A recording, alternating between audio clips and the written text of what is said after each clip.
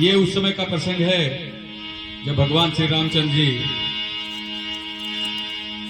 सुग्रीव से मित्रता करने के बाद जब बाली को मारने जाते हैं और जब पहला बाण बाली को मारते हैं तो बाली क्या कहता है?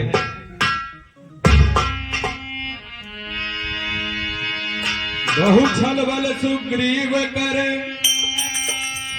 बहु छल बल सुग्रीव करे, ये हारा भय मानी, मारा बाली राम तब हृदय माझ सरता। बाली कहता है कैसे भैया देसी कहारवा में कैसे? अरे मर परनवलीन राम, हो मर परनवलीन राम, अरे हई के दशरथ के ललना मर पर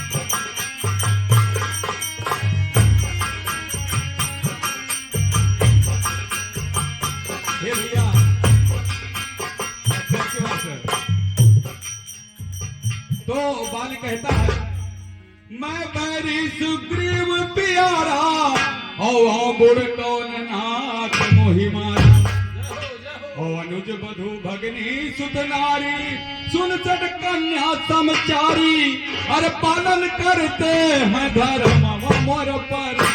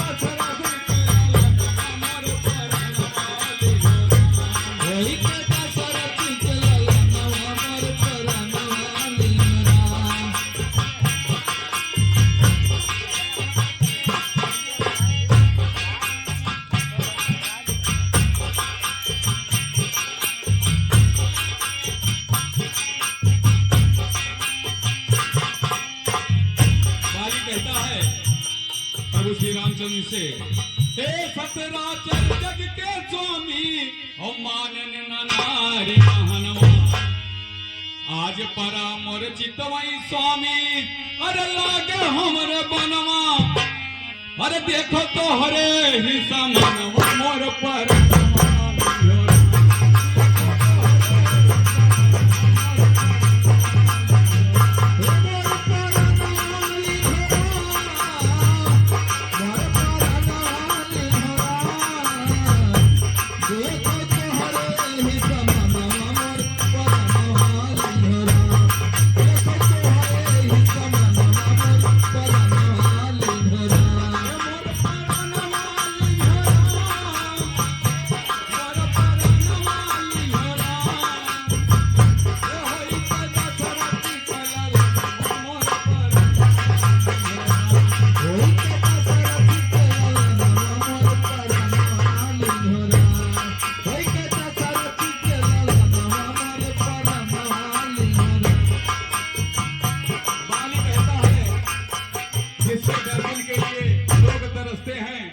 आज स्वयं हमारे सामने और जिनके हाथ से हमारा वध हुआ तो कहता है जन्म जन्म मुनि जतन करो ही और पायो ना दर्शनवा।